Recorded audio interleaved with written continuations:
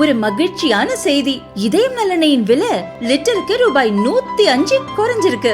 September 2023ல 1 litre இதயம் நல்லெண்ணெயின் அதிகபட்ச விலை ரூபாய் 503. ஆனா இப்ப 1 லிட்டர் இதயம் நல்லெண்ணெயின் விலை ரூபாய் 398 மட்டும்தான் தமிழ்நாட்டுல. அப்ப இனிமே எல்லாரும் இதயம் நல்லெண்ணெய் வாங்கலாம் இல்ல? தினமலர் நேயர்களுக்கு வணக்கம். இன்றைய நம்முடைய நேர்காணலில் நம்மோடு இணைந்திருக்கிறார் டெல்லியிலிருந்து மூத்த பத்திரிகையாளர் திரு ராஜகோபாலன் அவர்கள். டெல்லி தேர்தல்ல இருந்து ஹிண்டன்பர்க் வரைக்கும் நிறைய விஷயங்கள் பேச போறோம். அவர்கிட்ட நேரடியாக பல கேள்விகளை கேட்கலாம். வணக்கம் சார். நமஸ்காரமா. நமஸ்காரம். ஷியாமலா என்றாலே எனக்கு ஒரு பயம். நான் எழுந்து கூட போயிடலாமான்னு நினைக்கிறேன். அப்படி எழுந்து சார் இதெல்லாம் சும்மா இல்ல, நிஜம்தான். ஏன்னா சென்ற முறை தாங்கள் என்னை குடாய்ந்து விட்டதனால் வாசகர்களும் சரி, உரைகள் நேர்களும் சரி, உங்களுக்கும் எனக்கும் பலத்த ஆமோதங்கள் தெரிவித்து ஆதரவு தெரிவித்தார்கள். 2 லட்சத்து அளவுக்கு நம்மளுடைய வீடியோ போச்சு.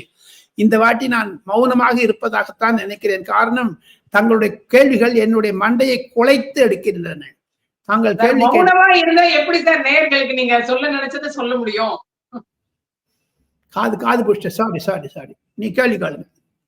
சரி, ஃபர்ஸ்ட் ஆரம்பிக்க போறது இந்த ஹிண்டன்பர்க் ரிசர்ச் நிறுவனம், ஷார்ட் செல்லிங் நிறுவனம் பெரிய புயலை கிளப்பிச்சுன்னே சொல்லலாம் இந்திய அரசியல்ல. தொடர்ந்து அவங்க அதானி மீதான குற்றச்சாட்டு வந்ததுன்னா அது உடனே பிரதமர் நேரடியாக கனெக்ட் பண்ணி காங்கிரஸ் எழுப்பக்கூடிய குற்றச்சாட்டுன்னு இது போயிட்டே இருந்தது. திடீரென்று அவங்கள்ட்ட இருந்து ஒரு அறிவிப்பு வருது, அவங்க க்ளோஸ் பண்ண போறோம், நாங்கள் ஷட் டவுன் பண்ண போறோம் அப்படின்ற ஒரு அறிவிப்பு. எதனால இந்த அறிவிப்பு வந்திருக்க கூடும்? ஏன்னா இதற்குள்ளேயும் பல விஷயங்கள் சொல்லப்படுது. உங்களோட பார்வையில எதற்காக அவர்கள் இதை அறிவித்திருக்க கூடும்னு நீங்க நினைக்கிறீங்க? தினமலர் உரைகள் நேயர்களுக்கு ஒரு ரகசியத்தை சொல்ல வேண்டும். ஷியாமலா மூலமாக, அமெரிக்காவில் டொனால்ட் ட்ரம்ப் பதவி ஏற்பதற்கு முன்பதாக இந்த ஒரு நாடகம் நடைபெற்றிருக்கிறது. அந்த ஹிண்டன்பர்க் கம்பெனி தொடர்ந்து நிறுவனத்தில் இருந்தால் அதை மூடமடியாக டொனால்ட் ட்ரம்ப் செய்திருப்பார். அங்கு வேலை செய்யக்கூடிய பல ஆயிரக்கணக்கான ஊழியர்களுக்கு வேலை போயிருக்கும். அதையெல்லாம் எதிர்பார்த்துத்தான் ஹிண்டன்பர்க் என்று கம்பெனி பல மார்க்கெட் சந்தைகளில், வணிக சந்தைகளில், பல ஊரில், நாட் ஒன்லி இன் இந்தியா, பல தேசங்களில் இருக்கக்கூடிய வணிக சந்தைகளில் இது மாதிரியான ஒரு குழப்பத்தை உண்டாக்கக்கூடிய அளவிற்கு ஜார்ஜ் சோரேஸ் மூலமாக நடத்தப்படக்கூடிய கம்பெனி அது டீப் ஸ்டேட் என்று சொல்லக்கூடிய அளவிற்கு அமெரிக்காவில் நடந்த பீடன் நிறுவனத்தின் மூலமாக, அரசாங்கத்தின் மூலமாக செயல்பட்டு வந்தது. இந்தியாவை பொருளாதார ரீதியில் குழப்ப வேண்டும் என்றும், பங்களாதேஷ் மாதிரி இந்தியாவில் குழப்பத்தை உண்டி, ஸ்ரீலங்கா மாதிரி இந்தியாவிலும் பொருளாதாரத்தில் குழப்பத்தை ஏற்படுத்த வேண்டும் என்றால் அதானியை கைப்பிடித்தால் நடக்கும் என்று 2022-23 காரணம். அப்பொழுது 2024 பொது தேர்தலில் காங்கிரஸை ஆதரித்து பாஜகவை வீழ்த்த வேண்டும் என்ற ஒரு கெட்ட எண்ணத்துடன் ஆரம்பிக்கப்பட்ட அந்த முயற்சி இன்று வீழ்ச்சி அடைந்து விட்டது. அதற்கு ஜால்ரா போட்டார்கள் காங்கிரஸ்காரர்கள். ஜிங் ஜிங் சிக், ஜிங் ஜிங் சிக் என்று அவர்கள் முகத்தில் இன்று கரி பூசப்பட்டது. ராகுல் காந்தி நாடாளுமன்றத்தை முடக்கினாரே 3 மாதம் 4 மாதம் என்றாம் சொல்லி. அதையும் தவிர செபி என்று சொல்லக்கூடிய இந்திய பொங்கு ரெகுலேட்டர் இருக்காங்க வணிக சந்தைக்கு, அதுக்கு மாதவி புச் என்று ஒரு பெண்மணியை மிக மிக கேவலப்படுத்தினார்கள் காங்கிரஸ்காரர்கள். அந்த அம்மா ஊழல் செய்து விட்டார் அதானிக்கு என்றெல்லாம் சொல்லி. இது நரேந்திர மோடிக்கு கிடைத்த வெற்றியோ அல்லையோ, அதானிக்கு கிடைத்த வெற்றியோ அல்லவோ, ஆனால் காங்கிரசுக்கு கிடைத்த வீழ்ச்சி, காங்கிரசுக்கு கிடைத்த முகத்தில் கரி என்று தான் பல வர்ணனையாளர்கள் சொல்லுகிறார்கள். போடும் சுப்ரீம் கோர்ட்டே சொல்லிடுச்சம்மா, நீங்க சுப்ரீம் கோர்ட்டே சொல்லிடுச்சு. இந்த மாதிரி ஹிண்டன்பர்க் ரிப்போர்ட் நம்ம எப்படிங்க மறுக்க முடியும், அப்படி அதாவது ஏற்க முடியும் என்று மறுத்தார்கள். அதற்கும் மேலாக நம்ம ஊர்ல இந்த ஒரு கேளிக்கை மன்னராக இருக்கக்கூடிய ராகுல் காந்தியினுடைய ஒரு போக்கு இது மாதிரியான ஒரு சங்கடத்தை உண்டாக்கியது என்று தான் டெல்லியில் பலவராக பேசப்படுகிறது. காங்கிரஸ்காரர்கள் சிதம்பரம் உள்பட பலர் ராகுல் காந்திக்கு அறிவுரை வழங்கினார்கள். இது மாதிரியான ஒரு தனியார் கம்பெனி மீது போக்குக்கான அவங்கெல்லாம் எவ்வளவு பணம் கொடுத்துருக்காங்க காங்கிரஸுக்கு. ரேவந்த் ரெட்டிக்கு 100 கோடி ரூபாய் கொடுத்தாங்க, தெரியும் உங்களுக்கு. அசோக் கெஹ்லோட் கொடுத்துருக்காங்க. அவர் ராபர்ட் வாட்ரா, பிரியங்கா காந்தியுடைய கணவருக்கு அவங்க எல்லாம் தோல் மேல கட்டி போடுற மாதிரி போட்டோ எல்லாம் வந்திருக்குதுங்க. அப்படி இருக்கும்பொழுது விழிஞம் ஏர்போர்ட் என்று சொல்லக்கூடிய கேரளாவில் போர்ட் துறைமுகத்திற்கு அதானி தான் பண்றாங்க. தமிழகத்தில் கூட இன்று பற்பல விஷயங்களில் தமிழகத்தில் பரந்தூர் விமானத்தில் கூட அவங்க தான் முன்னெடுத்து செய்ய போறாங்க.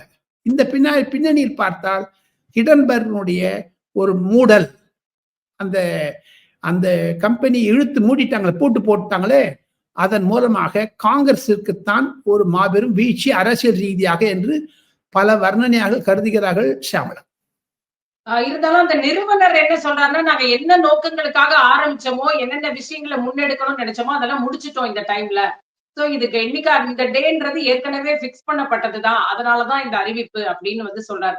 எந்த அழுத்தமோ எந்த பின்னணியோ இல்ல அப்படின்னு சொல்றாரு.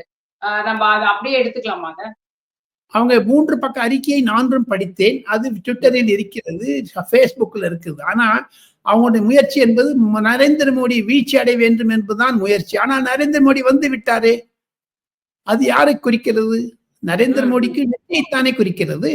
எங்க நரேந்திர மோடியோடு சண்டை போடலாம் ஷியாமலா, பாஜகவோட சண்டை போடலாம். ஆனா நீங்க ஒரு தொழிலதிபருக்கு, ஒரு வெல்த் கிரியேட்டர்ஸ், அவங்க எல்லாம் பொருளாதாரத்தையும் சரி சமூகத்திலும் சரி அவர்கள் பலருக்கு பல கோடி பேருக்கு வேலை தர்றாங்க.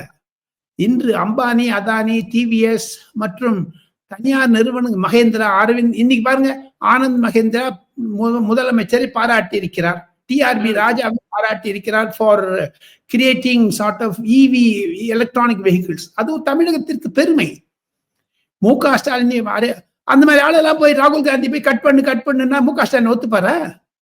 இல்ல மு.க. ஸ்டாலினுடைய குடும்பத்தில் இருக்கக்கூடிய அவர்கள் மூலமாக வியாபாரம் நடத்தக்கூடிய குடும்பத்தினர் ஒத்துப்பார்களா? சொல்லுங்க. சரி. இப்ப அதே நேரத்துல காங்கிரஸ் கட்சியோடைய தலைமை அலுவலகம் புதிதாக திறக்கப்பட்டது செவ்வாய்க்கிழமை அன்று. அதுல ராகுல் காந்தி அவர்கள் பேசின பேச்சுக்கு ஒரு சர்ச்சையை கிளப்பினாரு. அதை தொடர்ந்து ரியாக்ஷன்ஸும் வர தொடங்கி இருக்கிறத நம்ம பார்க்கிறோம். பிஜேபி ஆர்எஸ்எஸ்க்கு எதிராக மட்டும் இல்ல, இப்ப இந்தியாவிற்கு எதிராகவே காங்கிரஸ் போராட்டம் நடத்திட்டு இருக்கு அப்படின்றத அவர் சொல்லியிருக்காரு. இத எப்படி புரிஞ்சுக்கிறது? ஏன்னா மோகன் பாகவத் பேசினதை வச்சுதான் இவர் பேசியிருக்கிறாருன்ற அடிப்படையில தானே இதை புரிஞ்சுக்கணும். இதுக்கு ஏன் எதிர்வினைகள் வருது? மோகன் பாகவத் அவர்கள் ஆர்எஸ்எஸ் தலைவர் பேசிய பேச்சு இந்தியாவில் கலாச்சார சுதந்திரம் என்பது ராமர் கோவில் கட்டிய பிறகுதான் வந்தது என்று சொன்னார். இந்திய அரசியல் சுதந்திரத்தையோ பொருளாதார சுதந்திரத்தை எல்லாம் எப்படி 1991 பிறகு மன்மோகன் சிங், பி.வி. நரசிம்மராவுக்கு பொருளாதார சுதந்திரம் வந்தது என்று மாத்தட்டி கொள்ளக்கூடிய காங்கிரஸ் இன்று ஏன் அதற்கு எதிர்வினையாக இருக்கிறது என்று கேட்டால், மோகன் பாகவத் பேசியதை சரியாமல் புரிந்து கொள்ளாமல் அவசர கொடுக்கையாக கோமாளித்தனமாக ராகுல் காந்தி பேசியதனால் தான் இதற்கு வந்தது வம்பு. இந்திய அகைன்ஸ்ட் ஸ்டேட் என்று சொல்லி இருக்கிறார் ஆங்கிலத்தில். BJP is against, RSS is against and I am against Indian state என்று ஒரு எதிர்கட்சி தலைவராக இருக்கக்கூடிய அவர் 99 பேர்களை கொண்ட காங்கிரஸ் நாடாளுமன்ற உறுப்பினர் தலைவராக இருக்கக்கூடிய ராகுல் காந்திக்கு வருங்கால நிழற் பிரதமர் என்று கூட பட்டம் இருக்கிறது, ஷேடோ பிரைம் மினிஸ்டர் என்று. அப்பேற்பட்டவர் இந்திய பொருளாதாரத்திற்கும் சுப்ரீம் கோர்ட்டிற்கும் இராணுவத்திற்கும் எதிராக எப்படி பேச முடியும்? மோகன் பாகவத் சொன்னது கருத்தை நீங்கள் மறுக்கலாம். ஆனால் இந்தியாவிற்கு எதிர்த்து போராடுவேன் என்று சொன்னால், இந்தியாவிற்கு எதிர்த்து போராடக்கூடியது ஒன்றே ஒன்று மாவோயிஸ்டுகள், கம்யூனிஸ்ட் கட்சிகள், அர்பன் நக்சல்ஸ் என்று சொல்லக்கூடிய அளவிற்கு அவர்கள் தான் we will fight against state என்று. அவர்கள் துப்பாக்கி முனையில் தான் சுதந்திரம் வரும், வாக்கு மூலம் வராது என்று சொல்லுவார்கள். ஓட் மூலமாக வராது, பேலட் மூலமாக வராது, புல்லட் மூலமாகத்தான் வரும். அதை ராகுல் காந்தி ஒப்புக்கொள்கிறாரா? இன்று டெல்லியில் நடந்த பாஜக தேர்தல் குழு பிரச்சாரத்தில் கூட ராகுல் காந்தி பேசியதை மிக மிக கடுமையாக அமித்ஷா கண்டித்திருக்கிறார். பிரதமர் தன்னுடைய உரையில் கண்டிப்பார் என்று தான் சொல்லுகிறார்கள். ராகுல் காந்தி அந்த மாதிரி பேசியதை தவறாக புரிந்து கொண்டு விட்டது மீடியா என்று காங்கிரஸ்காரர்கள் சப்பை கட்டினாலும் ராகுல் காந்தி வாய் தரவே பேசிவிட்டார். அவர் மன்னிப்பு கேட்க வேண்டும். வருங்காலத்தில் நாடாளுமன்ற கூட்டம் நடைபெறும் போது 29ஆம் தேதி பார்லிமெண்ட் ஆரம்பிக்கும் போது பட்ஜெட் செஷனுக்கு, அப்பொழுது கண்டிப்பாக பாஜக உறுப்பினர்கள் ராகுல் காந்தி மீது கண்டிப்பாக ஒரு பிரிவிலேஜ் மோஷன் கொண்டு வரதாக இருக்காக நான் கேள்விப்படுகிறேன். அதே நேரத்துல மல்லிகார்ஜுன கார்கே கூட தானே வந்து இந்த விஷயத்த சொல்லும்போது சொல்றாரு, அவங்க தேசிய கொடியவே மதிச்சது இல்ல. RSS வந்து என்றைக்கு சுதந்திர போராட்டத்துல கலந்துக்கிட்டதும் இல்ல, தேசிய கொடிய மதிச்சதும் இல்ல. இப்படிப்பட்டதானே இங்க இருக்காங்க. அதை சார்ந்தவங்க தானே இங்க ஆட்சியில இருக்காங்க அப்படின்ற ஒரு விஷயத்தை கார்கே அவர்களும் அத பிரதிபலிக்கிறாரு. அப்ப கார்கே சொன்னதுக்கு ஒரு பெரிய ஒரு எதிர்ப்பு கிளம்பலையே. அவர் எதிர்க்கட்சி தலைவர் அல்ல, அந்த அந்தஸ்திலே லோக்சபால இல்லையே. அவர் ராஜ்யசபால எதிர்க்கட்சி தலைவராக இருந்தாலும் காங்கிரஸ் தலைவராக இருந்தாலும் காங்கிரஸ் என்பது இந்து விரோத கட்சி, முஸ்லிம் கட்சிக்கு ஆதரவு கட்சி என்று தான் ஒரு பிம்பத்தை வளர்த்தி விட்டார்கள் வட இந்தியாவில். காங்கிரஸ் என்பது இந்து விரோத கட்சி, இந்துக்களுக்கு விரோத கட்சி என்பதை நிலைநிறுத்தி விட்டார்கள். ஆக மொத்தம் மல்லிகார்ஜுன் கார்கே பேசியதற்கு தாக்கம் இல்லாமல் இருந்திருக்கலாம். ஆனால் ராகுல் காந்தி பேசியதற்கு தாக்கம் இருக்கிறது. கூடிய விரைவில் அதற்கான ஒரு விளக்கத்தை, கிளாரிபிகேஷனை காங்கிரஸ் வெளியிடும் என்று சொல்லுகிறார்கள். இல்லை என்றால் NIA, நேஷனல் இன்வெஸ்டிகேஷன் ஏஜென்சி மூலமாக ஒரு FIR ஃபைல் செய்ய வேண்டும் ராகுல் காந்தி மீது என்று சில நிபுணர்கள் கருத்து தெரிவிக்கிறார்கள். மகேஷ் ஜெத்மலானி போன்றவர்கள், முகுல் ரோத்தகி போன்றவர்கள் கருத்து தெரிவித்திருக்கிறார்கள். ஈவன் இன்று இருக்கக்கூடிய துஷார் மேத்தா என்று சொல்லக்கூடிய சொலிசிட்டர் ஜெனரல் மூலமாக கூட கருத்துகள் சட்ட ரீதியாக ராகுல் காந்தி மீது சட்ட ரீதியாக எடுக்கும். ஏன்னா அவர் ராணுவத்து மேல ஒரு கூ பண்ணணும்னு, கிளர்ச்சி உண்டு பண்ணுவதற்காக செய்து பங்களாதேஷ் மாதிரி ஆக்கணும்னு நினைக்கிறான்னு சொல்லி ராகுல் காந்தியை பத்தி பொய் பிரச்சாரம் செய்தார்கள் பாஜக சொன்னாலும் அவர்களுடைய கருத்து கடந்த பல ஆண்டுகளாகவே ராகுல் காந்தி சொல்லுவது நரேந்திர மோடி பிடிக்காது இருக்கலாம் தங்களுக்கு, ஆனால் இந்தியா மீது ஏன் போர் தொடுக்க வேண்டும்? யார் போர் தொடுக்க முடியும் இந்தியா மீது? இதை ப. சிதம்பரம் போன்ற சட்ட வல்லுநர்கள் ஒப்புக்கொள்கிறார்களா என்று தான் கேள்விக்குறி டெல்லியில் வருகிறது. ஷியாமலா, இது அவங்க இந்தியா பிளாக்குள்ளேயே ஒரு எதிர்வினையை கிளப்புமா இந்த ஸ்டேட்மெண்ட்? இந்தியா பிளாக் எங்க இருக்குங்க? செத்து போச்சுங்களே. இந்தியா பிளாக் எங்க இருக்குமா? அவங்கதான் இது போயிட்டாங்களே, அதுக்கு தவசம் பண்ணிட்டாங்களே. இப்ப பாருங்க, ஓமர் அப்துல்லா தனியா போயிட்டாரு, உத்தவ் தாக்கரே தனியா போயிட்டாரு, இவர் கிழக்கு பக்கமும் போயிட்டார், நார்த் பக்கமும் போயிட்டாரு, மேற்கு பக்கம் போயாச்சு. அரவிந்த் கெஜ்ரிவால் சொல்லிட்டாரு, நவகிரகம் மாதிரி ஒவ்வொருத்தரும் ஒவ்வொரு பக்கம் பார்த்துட்டு இருக்காங்க. இப்ப கபாலீஸ்வரர் கோயிலுக்கு போனீங்கன்னா நவகிரகம் இருக்கும். ஒன்னு கிழக்கு பார்க்கும், ஒன்னு மேற்கு பார்க்கும், ஒன்னு கிழக்கு பார்க்கும், south west, north west, south east. அந்த மாதிரி தான் இண்டி கூட்டணி. இது இண்டி கூட்டணி என்பது சில்பான் ஸ்டைல்.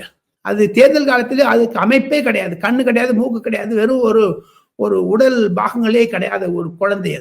அது செத்து போச்சு. இப்ப ராகுல் காந்தி அவர்களோட இந்த ஸ்டேட்மெண்ட் வந்து டெல்லி சட்டப்பேரவை தேர்தல், நீங்க ஏற்கனவே சொல்லிட்டீங்க, அவங்க இன்னைக்கு தேர்தல் பிரச்சாரத்திலேயே பேசியிருக்காங்கன்னு. அது வந்து வாக்காளர்களுக்கு ஏதாவது தாக்கத்தை ஏற்படுத்துமா இந்த ஸ்டேட்மெண்ட்? வட இந்தியாவில் இதுக்கு தாக்குதல்கள் ஏற்படுத்தாது என்பதுதான் என்னுடைய கருத்து. காரணம், இது வந்து இந்தியன் ஸ்டேட்டுக்கு அகைன்ஸ்டா இருப்பது. அதற்கு அரசியல் ரீதியாக அவர் பேசாவிட்டாலும் RSS-ஐ புகழ்ந்து கொண்டே இருந்தால், RSS-ஐ ஒரு மோசமான நிலை சித்தரித்துக் கொண்டு இருந்தார். ஒரு சாரார் வாக்குகள் அவருக்கு கிடைக்கும், முஸ்லிம் வாக்குகள். அதற்காகத்தான் ராகுல் காந்தி மீண்டும் மீண்டும் செய்கிறார். முஸ்லிம் வாக்காளர்களுக்கு வட இந்தியாவில் சமாஜ்வாதி கட்சி, திரிணாமுல் காங்கிரஸ் போன்ற கட்சிகளுக்கு முஸ்லிம் வாக்காளர்கள் லட்டாக இருக்கிறார்கள். அவர்கள் எல்லாம் இப்பொழுது காங்கிரஸ் பக்கம் போக ஆரம்பித்து விட்டார்கள் என்ற ஒரு அச்சம் மாநில கட்சிகளுக்கு வந்து விட்டது. ஆக மொத்தம் இது டெல்லியில் பிரச்சாரத்தில் எடுபடாது இந்த பிரச்சனை என்பதுதான் என்னுடைய தனிப்பட்ட கருத்து. ஷாமலா, சரி, இந்தியா பிளாக்க பொறுத்த வரைக்கும் வந்து சமாஜ்வாதி பார்ட்டியாக இருக்கட்டும், வந்து திரிணாமுல் காங்கிரஸ் ஆக இருக்கட்டும், ஆம் ஆத்மிக்கு வந்து டெல்லி சட்டப்பேரவை தேர்தல்ல ஒரு பெரிய சப்போர்ட்டை கொடுக்கறத நம்மளால பார்க்க முடிகிறது. காங்கிரஸுக்கு எதிராக அவங்க பேசுறதையும் பார்க்க முடிகிறது. இது என்ன மாதிரியான ஒரு ரிசல்ட் டெல்லி சட்டப்பேரவை தேர்தல்ல கொடுக்கும் நீங்க நினைக்கிறீங்க? ஏன்னா இந்த சைடு ஆம் ஆத்மிக்கு ஒரு சப்போர்ட் பெருகுது, காங்கிரஸ் தனித்து விடப்படுது, பிஜேபியும் இப்படி தனியா நிக்குது. சோ எந்த பக்கம் வந்து ஒரு அதிகமான பெனிஃபிட் கிடைக்கிறதுக்கு வாய்ப்பு இருக்கிறதா நீங்க பாக்குறீங்க? டெல்லி சட்டசபை என்றால் தினமலர் உரைகள் நேயர்களுக்கு ஒரு புரிதலை உண்டாக்க வேண்டும் ஷியாமலா மூலமாக என்றால் 70 மெம்பர்ஸ் இருக்காங்க டெல்லி MLAs. இப்பொழுது பாஜகவிற்கு 8 பேர், 62 பேர் ஆம் ஆத்மி கட்சிக்கு. கடந்த 3 அசெம்பிளி தேர்தலில் ஆம் ஆத்மி கட்சி பலத்துடன் வெற்றி பெற்றார்கள்.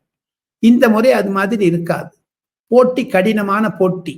வரக்கூடிய நாட்களில் ஷியாமலா பாஜகவின் அழுத்தம் அதிகமாகிவிட்டது. மத்திய அரசாங்கத்தில் 3 முறையாக வந்த பிறகு பொருளாதார ரீதியாகவும் டெல்லியில் இருக்கக்கூடிய இன்ஃப்ராஸ்ட்ரக்சர் கட்டமைப்புகள் அதிகமாக விட்டதனாலும் டெல்லியில் 1000 கிலோமீட்டருக்கு மெட்ரோ வந்துருச்சுங்க. இப்போ 410 ஸ்டேஷன் இருக்குது ஷாமலா.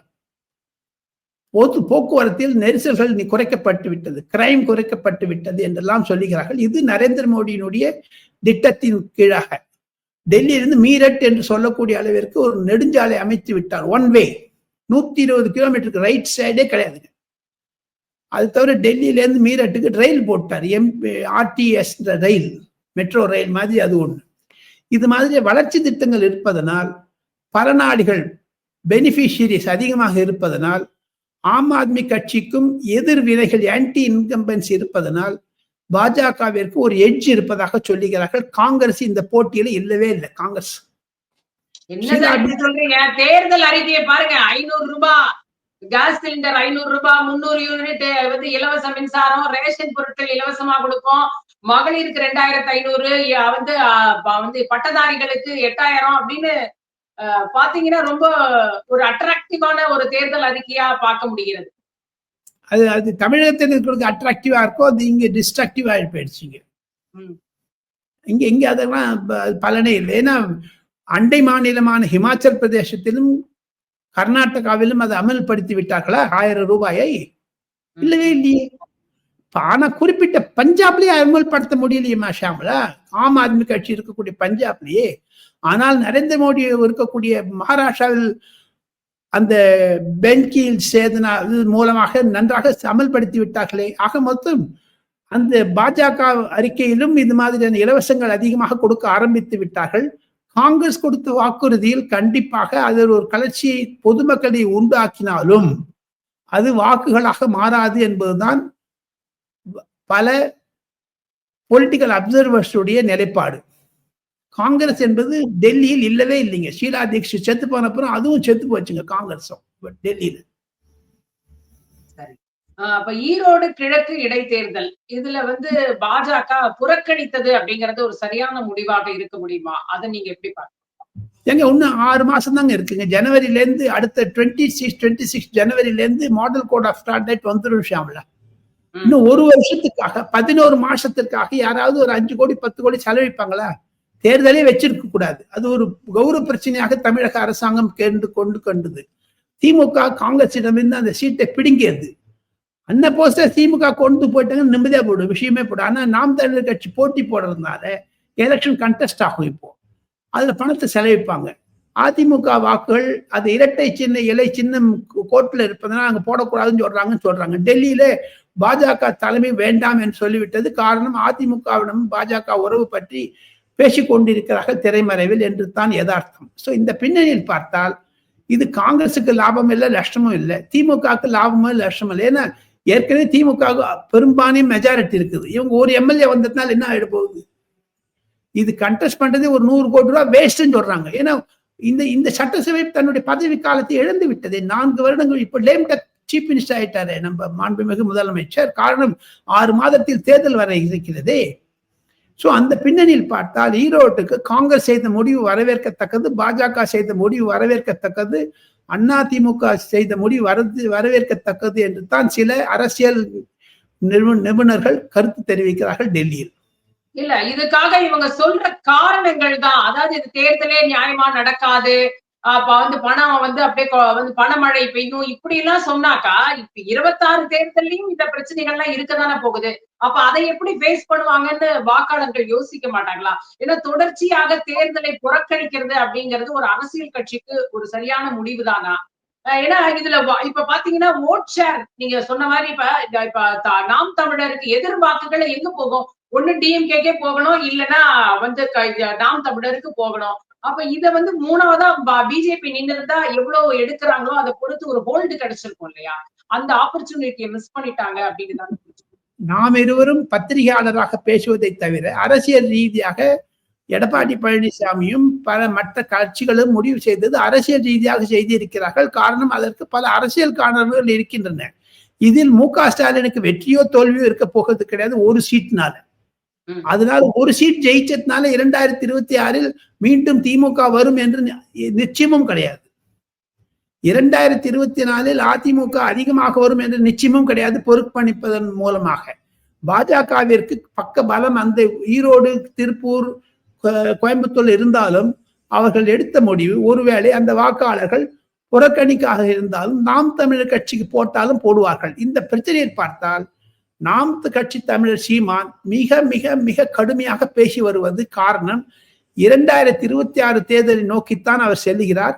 அவருடைய தனிமை நிலைப்பாடு, பெரியாரை பற்றி பேசுவது மற்றும் பல சித்தாந்தங்களை பேசி தன்னை சங்கியாக மாற்றிக்கொண்டு விட்டார் என்று பொய் பிரச்சாரத்தை செய்தாலும் நாம் தமிழர் கட்சி எடுக்கக்கூடிய முடிவு சரியான முடிவு. அவர் போட்டி போடுவதில் அதுதான் ஜனநாயகம். இருப்பினும் அதிமுக போட்டி போனதுனால திமுக வெற்றி பெற்றாலும் இது 2026க்கு சம்பந்தமே கிடையாது. சாமலன், சரி, நீங்க தொடர்ந்து சொல்லிட்டு இருக்கீங்க ஏடிஎம்கே பிஜேபி ஒரு திரைமறைவுல பேச்சு நடத்துறதா சொல்லப்படுது. ஆனா பார்க்கும் பொழுது அந்த மாதிரி எதுவுமே வெளித்தோன்றதுக்கு ஒண்ணுமே தெரியல. எப்ப கேட்டாலும் ஏடிஎம்கே எங்களுக்கு பிஜேபி வேண்டாம் அப்படின்ற ஒரு நிலைப்பாடை தானே தொடர்ந்து சொல்லிட்டு வராங்க. சோ இந்த பேச்சை என்டர்டெயின் பண்றாங்களா அப்படின்றதே ஒரு கேள்வியா இருக்கு. என்டர்டெயின் பண்றாங்களோ இல்லையோ, பொருளாதார சமூகத்தில் திராவிட முன்னேற்ற கழகம் குறிப்பாக பெண்மணிகளிடமிருந்து விலகிவிட்டது. காரணம், அங்கு போதைப் பொருள்களும் சாராயமும் அதிகமாக இருப்பதனால் ஒரு விதமான ஒரு திக்கற்ற நிலைமையில் திமுக இருக்கிறது. இந்த பின்னணியில் பார்த்தால் பொதுமக்கள் அழுத்தத்தில் பாஜக அதிமுக உறவு பொதுமக்களால் கொண்டு வரப்படும். காரணம், அது நேச்சுரல் அலைஸ். பியூஷ் கோயல் டெல்லியிலிருந்து சென்னை வந்தபோது கூட, நாளை 17ஆம் தேதி காலை கிஷன் ரெட்டி சென்னை வரும்போதும் கூட மத்திய தலைமைக்கு தெரிவிக்கக்கூடிய ஒரு கருத்து, அதிமுகவுடன் தான் கூட்டணி வேண்டும் என்று சொல்லுகிறார்கள். அதைத்தான் பல பாஜக தலைவர்கள் டெல்லியில் அமர்ந்து என்னிடமே 2-3 சீஃப் சீனியர் பிஜேபி லீடர்ஸ் பேசினாங்க. அங்க தமிழகத்தில் இருக்கும் நிலைமையை அமித்ஷாவிற்கும் நட்டாவிற்கும் தெரிவித்து விட்டோம் என்று. அதையும் தவிர அதிமுக 2ஆம் நிலைமையில் இருக்கக்கூடிய தலைவர்கள் கூட அமித்ஷாவுடன் தொடர்புகள் இருக்கிறார்கள். ஆகஸ்ட் மாதத்தில் ஒரு புது நிலமரம் வரும், பார்த்து கொண்டே இருங்கள் சாமலன். இப்ப அதிலே இன்னொரு டெல்லி சட்டப்பேரவை தேர்தலில் தேர்தல் ஆணையம் செயற்கை நுண்ணறிவு ஆர்டிபிஷியல் இன்டெலிஜென்ஸ் பயன்படுத்துறத பத்தி இன்னைக்கு ஒரு கைட்லைனோ இன்னைக்கு ஒரு டைரக்ஷன் கொடுத்திருக்கிறத பார்க்க முடிகிறது. அப்படி என்ன நடந்துச்சு? அப்படி ஏதாவது நடந்துருச்சா டெல்லி சட்டப்பேரவை தேர்தல் பிரச்சாரத்துல?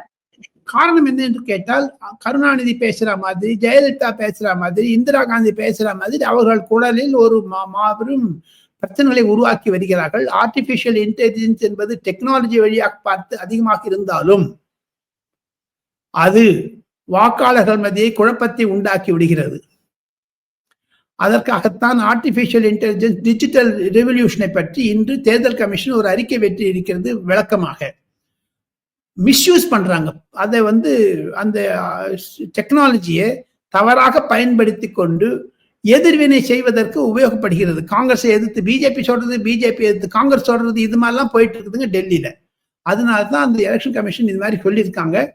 அதை பற்றி பேசும்போது வருங்காலத்தில் நாளை மறுநாள் சீஃப் எலெக்ஷன் கமிஷனர் ராஜீவ்குமார் ஓய்வு பெறுவதனால் அதற்கு முன்னதாக இந்த மாதிரி ஒரு அறிக்கை வெளியிட்டு அதற்கான ஒரு கூட்டத்தை போட்டு சமூக வலைத்தளங்களில் இருக்கக்கூடிய பொறுப்பாளர்களுக்கு ஒரு ஆணையிட்டு இருக்கிறார்கள். தங்களுடைய கட்சி மூலமாக இன்னொரு எதிர்கட்சியை தாங்கள் கேவலப்படுத்தக்கூடாது என்பதுதான் இந்த அறிக்கையினுடைய உள்நோக்கம். சாமலன், சரி, கடைசியா கும்பமேளா நடந்து கொண்டிருக்கிறது. அத பத்தியும் ஏதாவது சுவாரஸ்யமான தகவல்கள், ஏதாவது விஷயங்கள் வச்சிருக்கீங்களா? ஏன்னா ரொம்ப பெரிய விஷயமாக தொடர்ந்து பேசப்பட்டு கொண்டு வருகிறது. அத பத்தி என்ன தகவல்? இது யோகி ஆதித்யநாத்க்கு ஒரு சிகரம். காரணம், இந்த 3 நாட்களில் 4 கோடி பேர்கள் ஸ்நானம் செய்தார்கள் அந்த அலகாபாத் பிரயாக்ராஜ் என்ற இடத்தில். அடுத்த வாரம் முதல்ல பிரதமர் நரேந்திர மோடி கூட போக இருக்கிறார். அமித்ஷா சென்ற வாரம் போய் ஓவர்சீட் பண்ணிட்டு வந்துட்டாரு. 3000 கோடி ரூபாய் செலவழித்து 2.5 லட்சம் கோடி ரூபாய் அதாவது வரவு இருக்கக்கூடிய அளவிற்கு இது ஒரு மாபெரும் திறமையுடன் செய்ய ஒருங்கிணைப்பு என்று தான் சொல்லுகிறார்கள். யோகி ஆதித்யநாத் கிடைத்த வெற்றி என்று சொல்லுகிறார்கள். அரசியல் ரீதியாக பார்க்க போனால் யோகி ஆதித்யநாத் RSSக்கு அருகே சென்று விட்டார். காரணம், யோகி ஆதித்யநாத் என்பவர் RSS அல்ல. அவர் கோரக்பூர்நாத் மந்திருடைய ட்ரஸ்ட் தான் சேர்மனா இருந்தவர். அவருக்கும் பாஜகவிற்கும் அதிக சம்பந்தம் இருந்தாலும், 4 முறை 5 முறை நாடாளுமன்ற உறுப்பினராக இருந்தாலும், 4 முறை MLA-வாக இருந்தாலும் அவர் ஒரு தீவிர இந்துத்துவவாதி. கூடவே கும்பமேளா ஒரு ஆப்பர்ச்சுனிட்டியை இந்துத்துவாக்கு சாதகமாக பதிவு கொண்டு செய்து விட்டார்கள். காரணம், உதயநிதி ஸ்டாலின் சொன்ன பிறகு,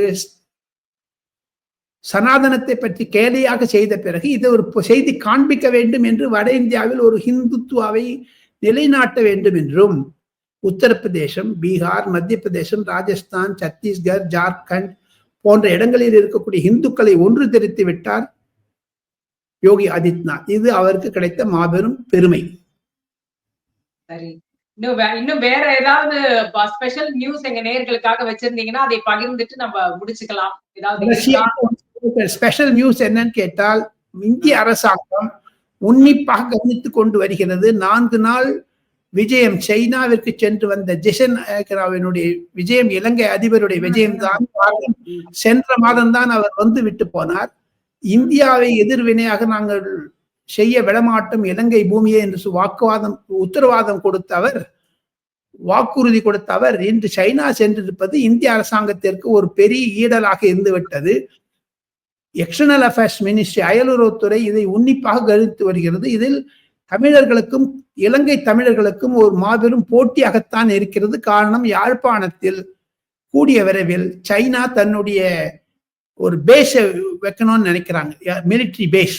அதற்கெல்லாம் எப்படி இந்திய அரசாங்கம் இனி அதை அணுகுமுறை செய்ய போகிறது என்று கவலையுடன் இருக்கிறார்கள் என்பதுதான் விசேஷ செய்தி. ஷாபலா, ரொம்ப நன்றி சார், உங்களுடைய நேரத்திற்கும் தகவல்களுக்கும்.